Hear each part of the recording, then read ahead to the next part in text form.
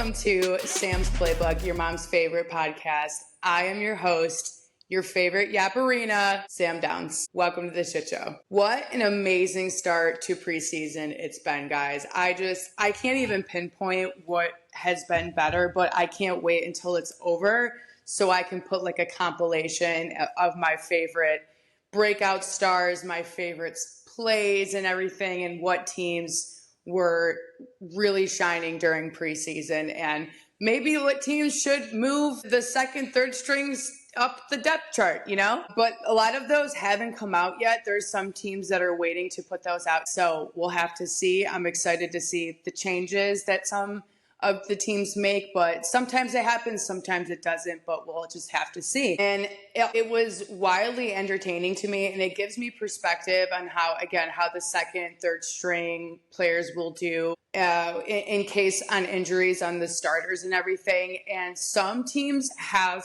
to really be worried, and others, it's going to be fine. It's going to be totally fine. The first obvious breakout star was the Browns and Shedeur Sanders. Listen, I kind of went on a hate tour about Shedeur Sanders during the draft, and that wasn't because of anything else other than his attitude and how he approached the situation. Now, let's take, a few months back. It was during the third round of the draft, and Shedeur made the statement on Twitter, "I'm done with the NFL, like blah, blah, blah." He thought that he should have been a first round pick. However, if he did get the first round pick, then people would have been like, "Oh, it's because of your Hall of Famer father. That's why you got the first round pick. It's because of the seniority. And, you have a silver spoon your whole life. That's why you got the first round draft pick." And now, he really gets to prove himself. And I think that is so much better in life, is when you actually have to show out and prove yourself and put in the work. And boy, did he put in the work. I was so proud of him. And I never doubted his abilities as a player, because I did watch a lot of his highlights, but I just did not like his attitude. It kind of reminded me of like a Tyreek Hill situation. But, watching him and his little performance, I think that he has amazing potential on the Browns, and they may even found their man. He played almost 3 full quarters and completed 14 of 23 passes for 138 yards and 2 touchdowns, zero interceptions. Kenny Pickett, aka Morgan Wallen baby hands. I do like Kenny Pickett. He was great for the second string for the Eagles. He was, honestly, there was some really important games there. Jalen Hurts was injured. Jalen Hurts was hurt. And Kenny Pickett came in and he really saved the day. He killed it. So him going to the Browns, they have more of a roster right now for a quarterback than I have ever had on my personal roster ever in my entire life. So they're gonna have a hard time choosing. But I don't know if Flacco is their man. I really do think either Shedeur or Kenny Pickett is their man, and we'll just have to see. Some of these breakout stars, they do very well in preseason. I don't see that happening with Shedeur Sanders. I really don't. I think that he still has more to prove, and him being a legacy kid, I think, again, he has more to prove there. So we're going to see some interesting things happen with Shedeur, and I'm excited to see his career, and I'm a new fan of Shedeur Sanders, truly, from the bottom of my heart. I hope he does well. And the next breakout star that really shined this week was Cam Little of the Jacksonville Jaguars, breaking the field goal record by 4 yards. So he did a 70-yard field goal. Thank God, because the person that had it before was Justin Tucker, and he's a literal predator, okay? Literal predator.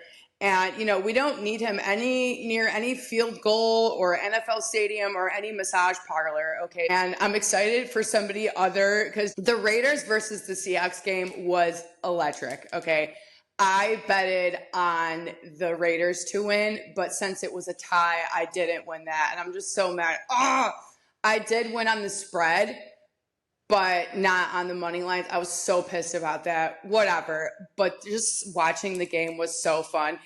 I am obsessed with Pete Carroll. I don't care what people say about him. I think he is another great coach, possibly top 5 that we've seen again in the last 10, 15 years. He really does care about his team. He was so engaged. Just watching him on the sidelines was entertaining to me, just in general.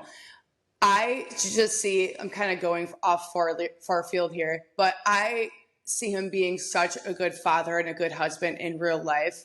And it almost like makes me emotional because I can just see the way he is so attentive and so caring and just so present with his players. I can't imagine the way he is at home, and it warms my heart. And I stand Pete Carroll. Okay, even though they're in the AFC, guys, they're in the AFC West, I still don't give a shit because I want them to like stomp on the Chiefs dynasty. Raiders, Bills, AFC Championship. That's what I want to see this year. Maybe not. It probably won't be this year because sometimes it takes time for those restructuring. The team is restructuring. It takes like a year or so for that to fully, kick into gear and to see actual results. Coincidentally, they were playing against the Seahawks, and Pete Carroll was the coach of the Seahawks. And Geno Smith just came from the Seahawks. There was a sign that said, hang on, let me get the exact quote here. Bigger bust, Geno or Jamarcus Russell. That is absolutely wild because if anybody remembers that fucking incel, he was the worst, one of the worst players I think in history. Terrible work ethic, came up dirty on basically every single test, didn't show up for practice, wasn't a team player, just an awful, awful representation of the NFL. And that is a wild accusation, okay? Because Geno Smith, I am not a fan of Geno Smith. I think that, he is good at best. But to be honest, there are times when a quarterback just needs to be removed from his environment. A new stadium, a new staff, new offensive coordinator, new players to really gel with and create that synergy with to actually start succeeding. And I can see that happening in Geno Smith, right? I saw him on the sidelines and he's already creating that charisma between players. And I have high hopes for Geno Smith. And I do wish the best for him. And for a fan to do that, that is absolutely wild. And he gave him the double finger and I was like, same. And then there was bad press about it. And then Pete Carroll totally stuck up for him during the press conference. They're like, did you see him give a fan the double bird? He was like, did you read the sign? So yeah, I love when coaches stick up for their players because same, I would have done way worse, honestly. Now, as far as the Bills go, I don't know who will be number 2 after Josh Allen in the depth chart. And they were really fighting, right? That's to be determined because, again, Mitch Trubisky and Mike White, both of them were fighting for Josh Allen's attention. It was very much so. They're like, no, I'm the new bestie. It was adorable to watch. Okay. Both of them did a pretty decent job, but as far as stats go, Trubisky, top White for sure. That 58-yard pass to Shavers, seconds left of the second quarter, was cinematic. It was incredible. And then which led to a field goal because of timing, which honestly, he finished 9 of 13 for 138 yards and 1 touchdown. But White did give him, again, a run for his money, and he had a 39-yard pass on 4th and 4, and then a touchdown followed by a 2-point conversion. We love that. I love 2-point conversions. So we'll have to see who gets number 2 on the depth chart. All right, so let's get into my picks last week and see how many I got right. We're going to focus on the good, okay? I went 9-5 with 2 ties. So really, I classified the ties as a win because a draw is a win in my book, okay? So really, I went 11-5. That's terrible. That's really not good. And then everyone's adding me about betting on preseason. We'll get into my hate comments. We're going to do a little segment later in the episode, and we're going to go through my comment section because hilarious. And we're going to continue to do that. I actually love that idea. And I love getting hate comments because when I get hate comments, it's people are hate is still you're still a fan. I don't care what anyone says. A hate watch is a watch. And sometimes when people hate you, they watch you even more. So they support you even more. And I love that for them. The Raiders and the Seahawks and the Bears versus the Dolphins. Obviously, that was the tie. And, you know, obviously preseason, we don't get overtime, obviously. But not too bad for preseason, okay, guys? I hit my Ravens, Eagles, Browns money line parlay with a $10 wager, and it paid out $149. This is what I do before the season, before the beginning of the season. I put $100 in my Hard Rock Bet account, and that's it. I don't put any other money in there, and so I'm technically up $49. Okay, I'm up, even though my other bets didn't win. But you know, it's preseason. It's still a hobby of mine. And all the hate comments I got were men with penile Napoleon complexes. That's literally. But they're getting me paid regardless. Like, I hope you guys know my big main TikTok account is monetized. So anytime you're sending me a hate comment and I'm commenting back and I'm feeling it and I'm trolling you back, I'm getting paid. Okay? So keep sending me hate comments because I love it. It actually inflates my head. Because again, a hate watch is still a watch. Slay.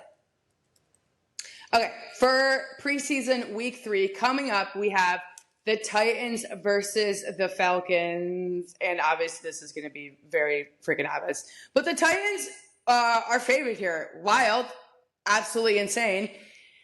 And obviously, I'm going with the Falcons. Stick played a much better game than Kyle Allen in the Falcons versus Lions game. And I guarantee you, Stick of the Falcons will play better than the #1 draft pick, Cam Ward.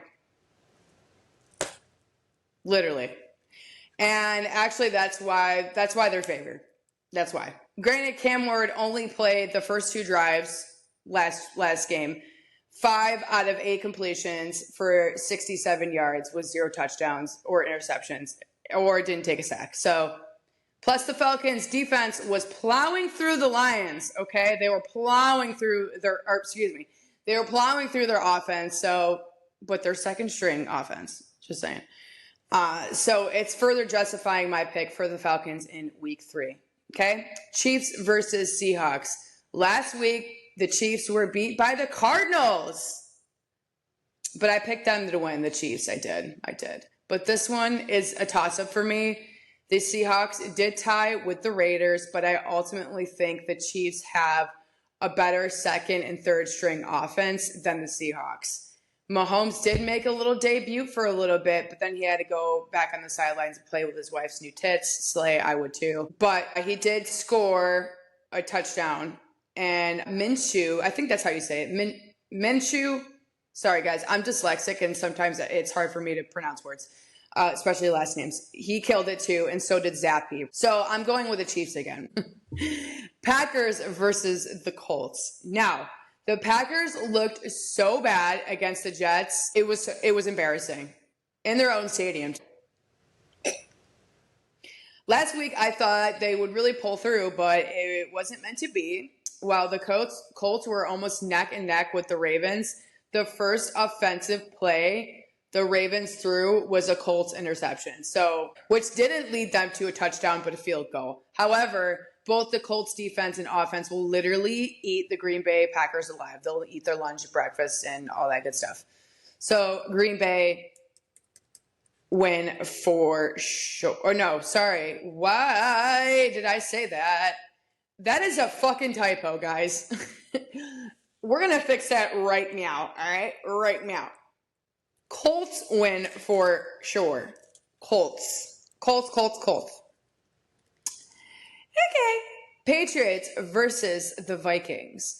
Last week, the Patriots versus the Commanders, literally second-round draft pick Trayvon Henderson of the Patriots got a 100-yard touchdown on the fucking kickoff. It was wild. And boy, did it set precedent for the rest of the game. They were on fire. The score was 48-18. And listen, y'all, this is my fault. I didn't do much research on this game because I picked the Commanders winning last week. I didn't know that they were unveiling a giant 12-foot statue of Brady. Okay, and Brady was going to that game. I didn't know that. And side note, the little towel next to him that that's the real size, That's all I'll say. And they wanted to show out for Brady. And honestly, if I would have known that would have changed my pick. So that's my bad, not doing that research. This episode is brought to you by Superbox. Question: how many subscriptions are you actually paying for right now? Netflix, Hulu, cable, sports package, that random trial you always forget to cancel. Yeah, it all adds up. Now imagine if you could 86 all of that, watch every single game, yes, every single game, even the ones outside of your network, plus every channel and every streaming service all in one place for a fraction of what you're paying for now. That's exactly what Superbox does. No blackout restrictions, no overpriced bundles, and my favorite part, you can cancel all those other subscriptions you've been wasting money on. Just plug it in, connect it to your Wi-Fi, and butter my ass and call me a biscuit. You got every game and channel. And now you can stay up to date in real time with your bets and fantasy leagues, or text your buddies and make fun of them for losing on their fantasy leagues. All you do is pay for the box and that's it. No subscription fees ever. Superbox. More games, more channels, more freedom. Right now, our listeners get an exclusive deal. Click the link in the description of the show and use code GET20SUPER for 20% off your Superbox today. Stop paying more for less. With Superbox, you'll never miss a game again. Click the link in the description to get yours today.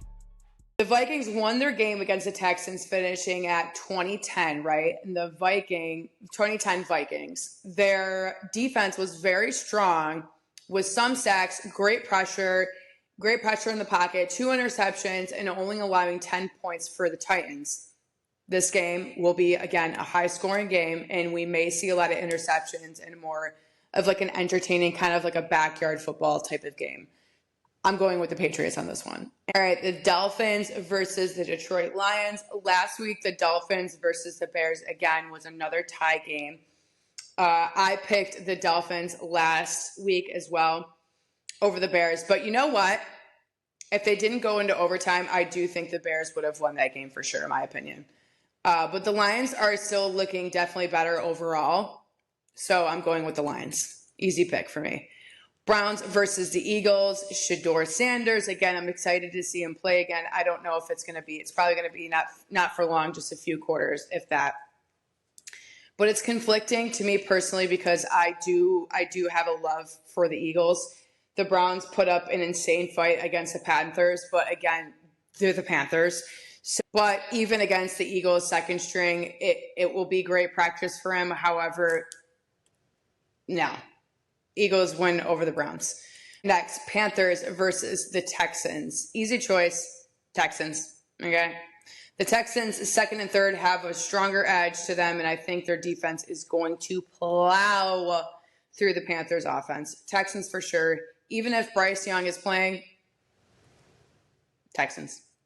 49ers versus the Raiders. And for starters, the 49ers really showed their ass against the Broncos. Turnover after turnover, 3 interceptions, a fumble. Mac Jones really is not as strong as Aiden O'Connell or Cam Miller. So, plus I believe there was some injuries reported to the 49ers, if I'm not mistaken. I'll have to look at the injury report when it comes out on Thursday.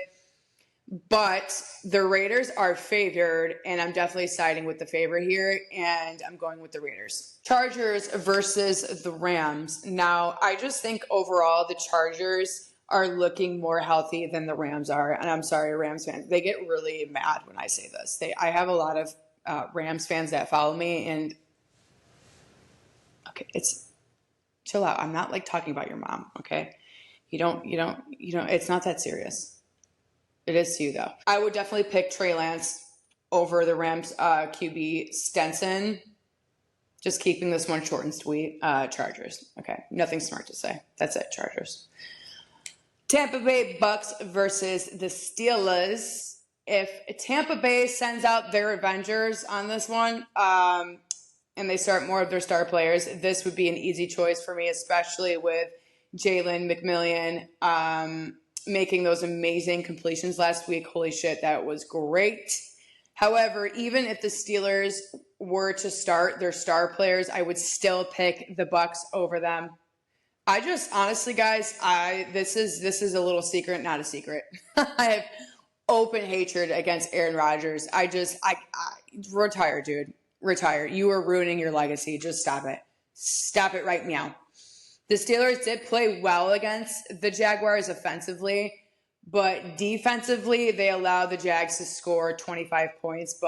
And the Steelers did win last week. But Tampa Bay is slightly favored, and I'm too conflicted.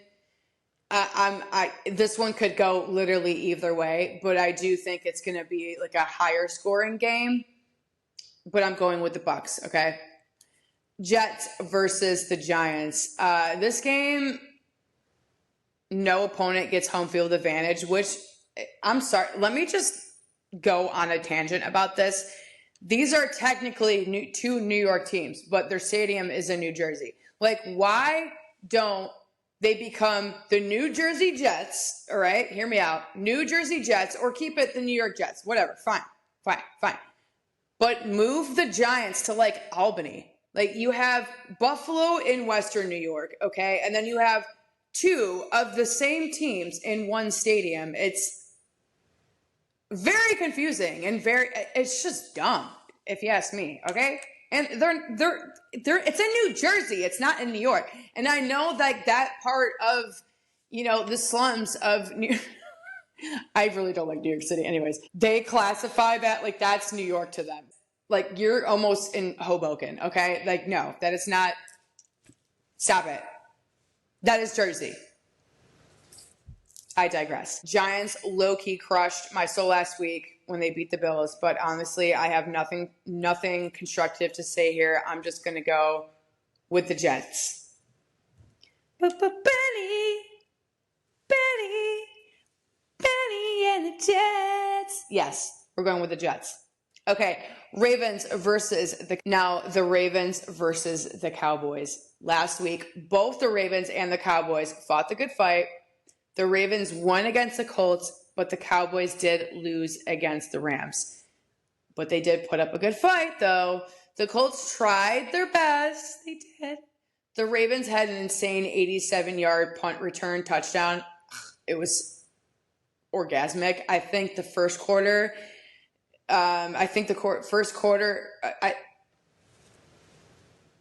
the Ravens had an insane 87-yard punt return touchdown. It was orgasmic. I do think that was in the first quarter, question mark. I don't know. These games are running in together. And the Colts just kept kicking field goals, and that was keeping them alive. That's basically what the Cowboys do. They're a field goal team. That's what they are. 4 to be exact in that. But Keaton Mitchell of the Ravens really showed out. So I think he will also torch the Cowboys defense in this upcoming week's game. And to be honest, I like Joe Milton better than Dak Prescott. I really like anybody other than Dak Prescott, okay? And I really think he should be number one on the depth. I think we are seeing the end of Dak Prescott, and I think it should have been the end of Dak Prescott in like 2018. I digress. Ravens for sure on the Ravens versus Cowboys next week for sure. Okay, Cardinals versus the Browns. Well, this week, excuse me. Cardinals versus the Browns. Now, the Cardinals versus Broncos. Now, both of the Cardinals and the Broncos are coming in from a win coming into week 3. But the Broncos are favored to win in this round and slightly. And I would actually bet the under on this game with under 40.5 points. But that's just going off of statistics. And we can't always rely on that. But I'm actually not too confident about this one. It could go either way. But my gut is telling me to go with the Cardinals. But I'll run parlays on both winning. Like I'll run a separate one on the Cardinals winning and the separate one on the Broncos winning. Just full disclosure there. All right, the Jacksonville Jaguars versus the New Orleans Saints. I think this will be a tight game, and this is an easy one for me, and I'm going with the Jaguars. And it might be like a low scoring game, like a lower scoring game. The Jaguars set the preseason stage on fire last week as we spoke about it, and that made me some money. The Saints I also didn't pick last week, and I was right on that too, so I'm going with the Jaguars for sure. Bills versus the Bears. The Bears actually did pretty good last week, but it was a tie, and I ran some parlays after not selecting them to win overall on the money lines, but won with a bet for the over and the Bears on the +1.5 spread. So thank God for that. And thank God I didn't bet on the money lines on that one because I thought that the Dolphins were going to win and then it was a tie. So, and what the fuck happened last week between the Bills and the Giants? I don't want to talk about it. We spoke about it earlier in the show, so I'm not going to beat a dead horse. But obviously, I'm going with Buffalo.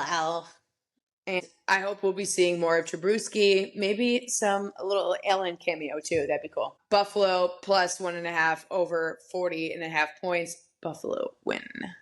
Lastly, we have the Bengals versus the Commanders. The Bengals are favored to win by 4.5 points. Interesting. We did see a little Burrow cameo last week, but not sure we will again this week. But the Bengals struggled a little last week against the Eagles. They did do a hard bargain against them, though. But, they definitely should have scored on the last few drives.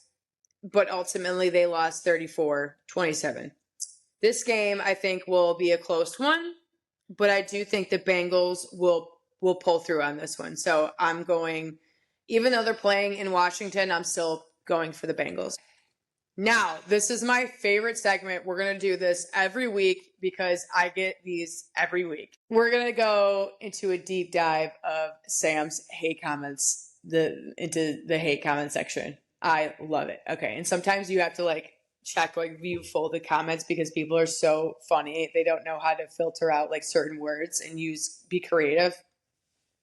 All right. First, I made a video eating crow. I told you about this earlier, but I made a video eating crow and saying I was wrong about Shedeur Sanders and how I'm glad he proved me wrong. I'm the type of person, if I've made a video and if I've made a series of videos about a certain player and if I'm wrong about that player, I will be like, hey, I was wrong. And everyone's like, oh, now you're dick riding. And I was like, no, dude, I'm always going to admit when I'm wrong, okay? And I'm just that person. And all the social justice pick me warriors in my comment section were making my opinions about Shedeur's attitude, about race, and about somehow Trump got brought into it. It's like everything Trump gets brought into. And listen, newsflash, 99% of the NFL are black men, okay? And if you're saying I can't talk about an NFL player's attitude, that says more about you than it does about me. If race is always the forefront of your mind, that's borderline racist. One commenter said, girl, F you. And, thanks, Trish. I do that every night, and it's great, and I love it. You should try it.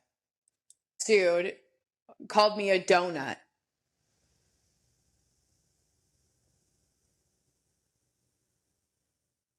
A donut. Which, if you don't know what that means, I did... and maybe I am a donut because I did have to Urban Dictionary what it meant. Because I thought it meant something completely different, but no, it means that you're stupid and dumb. So he didn't know he was trolling the biggest troll on the internet, right? He was in enemy territory. So I click on this guy's profile and it's always the same type. Cookie cutter. He was in his 30s, right? But he was in his hard looking 30s. He wasn't looking 30 and thriving. He was looking 30, you know. Dude had like 14K followers.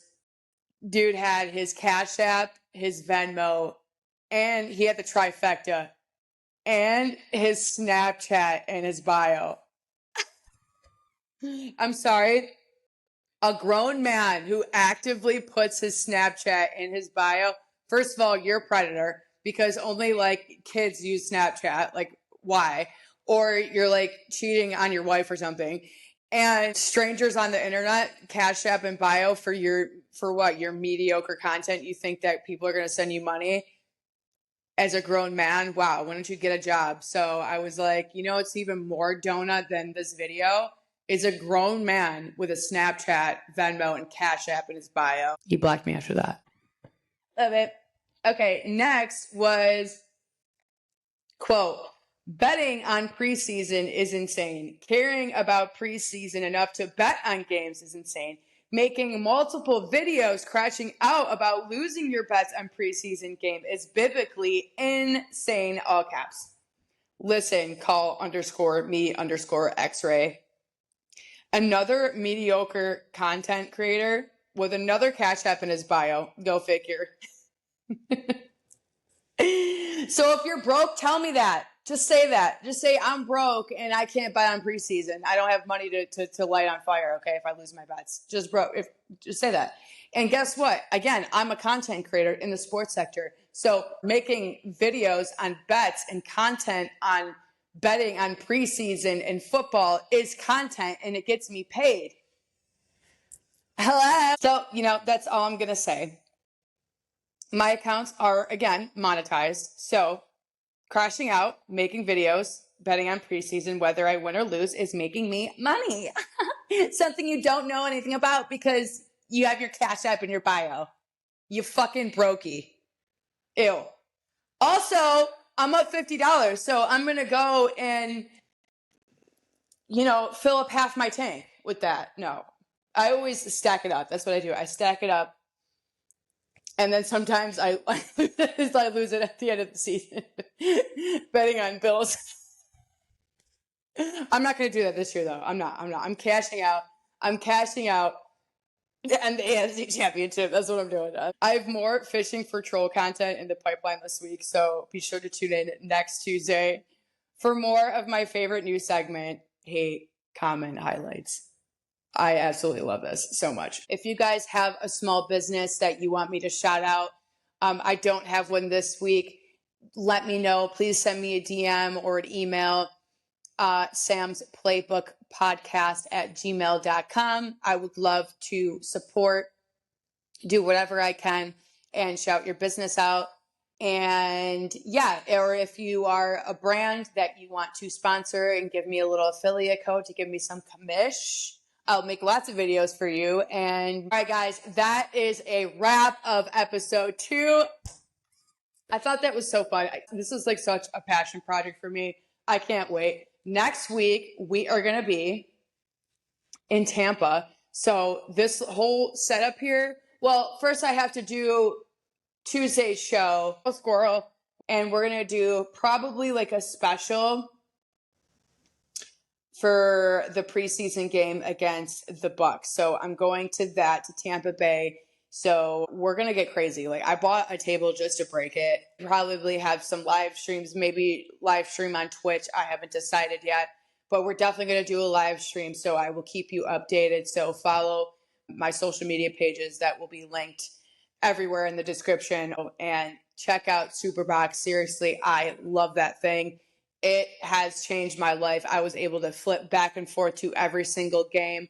And that was my number one beef with the NFL is like, dude, why can't I pay like a subscription fee to watch all the games? Like, or at least like $1.99 or $2.99 or $3.99 to watch games out of my network. Like, I don't want to just watch the red zone and watch the highlights or watch the play-by-plays. I want to see the game. It's the funnest part about betting on football is being able to watch it too. And, you know, sure, it takes like 5 years off my life, but each season, but it's worth it. It's fun. You know, it's a sport for me, but that's a wrap scrap. And thank you guys so much for listening to episode 2. If you have any suggestions, I would love to hear them. And if you would love to give me a rating, I would also love that too, and I'll be your best friend. So thank you guys again. Hope you enjoy the rest of your week and slay the day. Take care. Brush your hair. Bye.